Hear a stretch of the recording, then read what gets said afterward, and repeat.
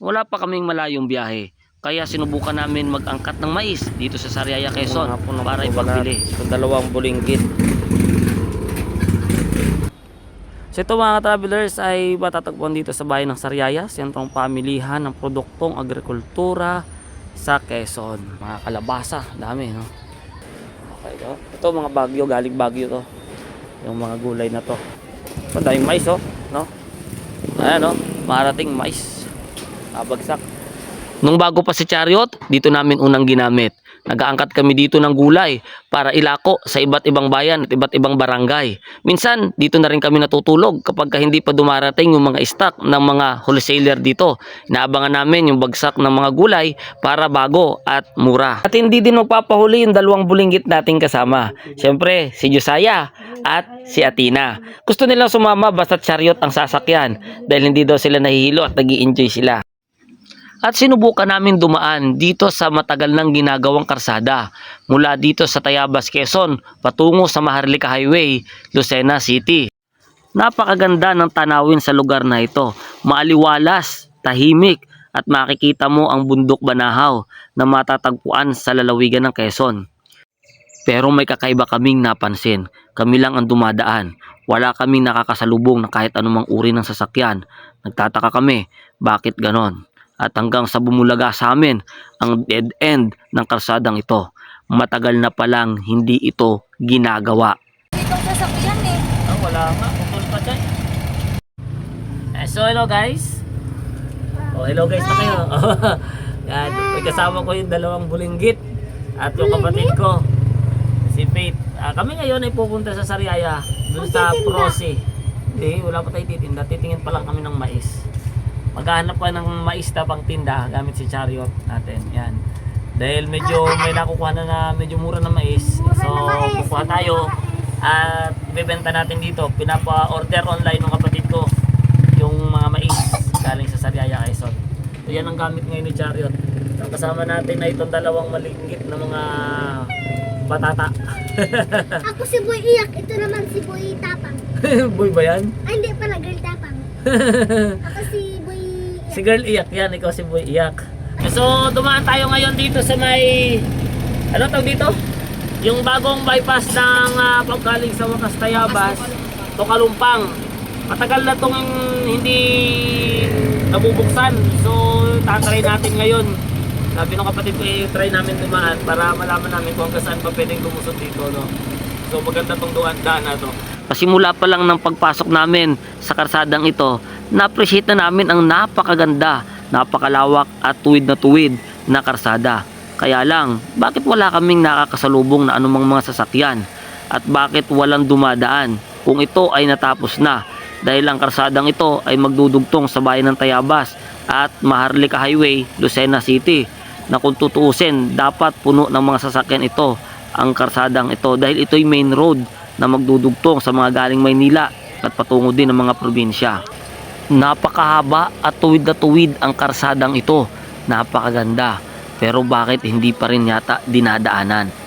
Ito nga pala ang sentrong pamilihan ng produktong agrikultura sa Quezon. Kilala bilang Prosi. Sa aking pagkakaalam, naitayo kasi ito sa ilalim ng administrasyon ng dating kongresista na si Proceso Alcala. Dito matatagpuan ng sari-saring uri ng mga gulay mula sa iba't ibang probinsya, mula sa norte at gayon din mula sa south. Marami ang namimili sa pamilihang ito. Ang iba dinadala sa mga probinsya, sa Bicol, sa Visayas at isinasakay sa mga bus. At galing din sa iba't ibang probinsya ang mga produktong nandito. Hindi lamang sa Quezon, meron din galing Baguio, meron din galing Pangasinan at iba't iba pang mga lalawigan. Oo nga. Good na good talaga. May mangga na rin, oh. May mangga. Hindi daw kaya. Tapos ito. Per peraso talaga ito. Yung ganito kalaki, ang 1 kilo. Pagbalat na yun, 3 peraso lang. Gawa nung nakaraan mix yung nakuha ko may malaki. Ito yung pang peraso lang talaga. Hindi, kasi malalaki talaga. Yan yung tinitinda sa paligid na mama. So kukuha kami ngayon ng 100 kilos ng sweet corn, ng mais. Dilaw. Yellow corn. Ito, nagsampol na si Atinay, oh. Walang ngipin, sumabit na doon sa mais. Na tayo Bumili na din kami ng isang box na kamatis na tumitimbang ng 20 kilos. Na Ito yung ang kanyang mga presyo kamatis. ay mula So, ngayon 15 ay pesos maganda-ganda walang hanggang presyo. 25 pesos lang. Magkano yung per ganito? kilo sa wholesale. Oh, 400. Napakaganda Oh, goods, mula di ba? Good. Pangasinan. Oh, 400. Yung binili namin ay yung 53.50 lang. Ito may maliliit din, no? Ayan. Oh, daming kamatis nila ngayon. Galing yung kamatis na to, bossing. Sa ano po? Sa Pangasinan po. Ah, Pangasinan. Oh, daming kalabasa. Magkano? Magpapa-interview? Ito nabili. Magkano kilo ng sibuyas ngayon? Sa retail, 100 po. 100 sa retail sibuyas. Ayan. So, hindi naman talaga content ko yung pero pakita na lang din natin. Ito ay 100 ang kilo. Ang luya, magkano? 100. Bawang? 130. Oh, ayan. Nagmumurahan na din. Okay, mura-mura na din yung mga gulay. So ito yung mga gulay na tinatawag na upland, highland vegetables, no? Mga gulay na galing Baguio, ayan. Mga gulay Baguio. Malaya. Tapos yung mga ganito, lowland vegetable ang tawag yan. May nabili kalabasa. Tapos may sitaw. Pandan? Bigyan ka namin for 70. Ayan. Ang bigat papa, ang bigat. Daw. Binalikan na namin yung mais na in-order namin. 100 kilo. Bali, 10 bundle. Kaya lang pagdating namin, hindi pa rin pala natatapos. Hindi pa rin naiipon. Kaya tumulong na ang mga bulinggit at ang aking kapatid sa pagbabalat. Dahil alanganin na yung oras namin. Dapat alas 3 pa lang makapagtinda na kami. Pero alas 3 nang mahigit, hindi pa rin natatapos. Kaya tumulong na kami. Kasi 100 kilos yung aming kailangan. Ito yung bulinggit ng Diosaya, oh. Hello. Bakbak na ng pagbabalat, yung dalawa. Para matapos at puno agad kami o makaipon agad kami ng 100 kilos kasi habulin namin yung oras ng aming pagdi-display. Paspasan na ng pagbabalat at pagtulong ang aking mga kasama.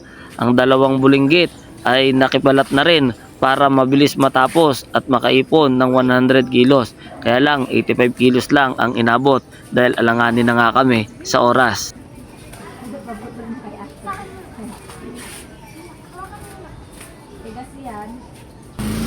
Nakatapos na kami at nakaipon na ng 85 kilos at umuwi na kami dahil hapon na baka hindi na mabenta ang dala naming mga mais. Yung dalawang bata lang naman nakita.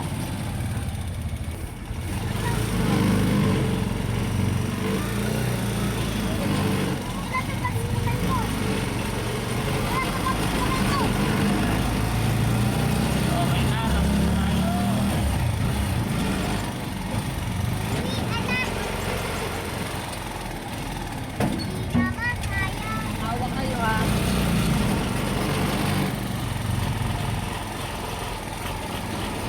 Okay na, ang nakuha natin ay 85 kilos na ano.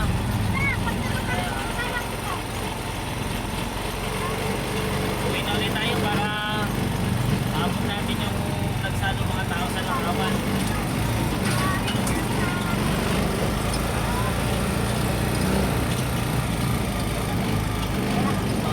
So yun na mga ka-travelers, nandito na kami sa Lakawan at dito na yung aming mais. Ibebenta na namin. Ayan. Mais!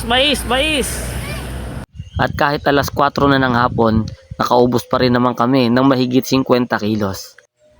All around use talaga si Chariot mga ka-travelers. Pwedeng panghanap buhay, pang negosyo, pang pasahero, pang long distance at kahit saan mo gusto, pwede mo siyang gamitin. Madami siyang purposes.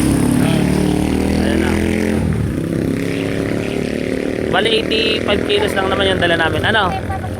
Wala akong pangukli, wala akong baka merong maliit lang. At wala pa kaming buhay naman ano. Mais po, mais oh. Bagong balat po yan, sariwa. Bagong ane. So 85 po itong 85 kilos yung dala nating mais. Bebenta natin dito. Ayun po ma'am. Yan.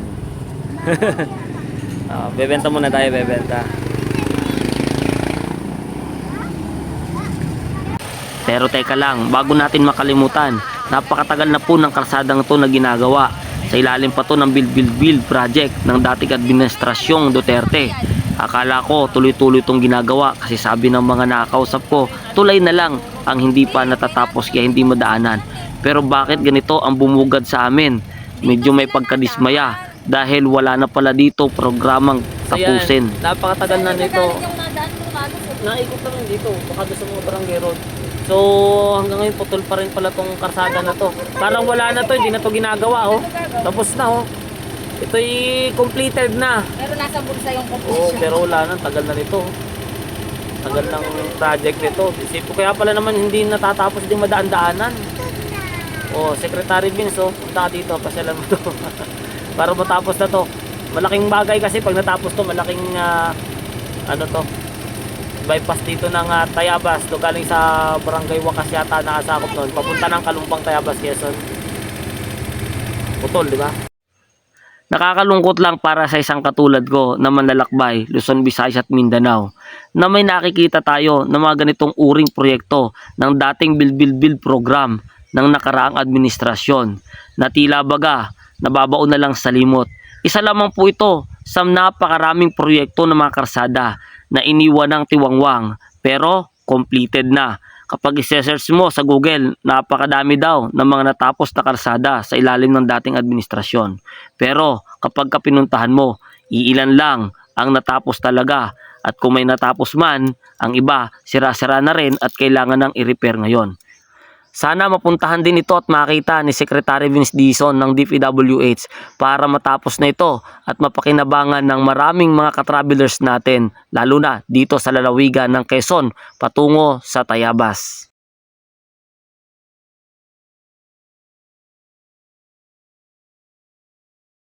So at yun mga ka-travelers, tayo ay ginabi na sa ating pagtitinda at nakaubos tayo ng nasa mahigit 50 kilos.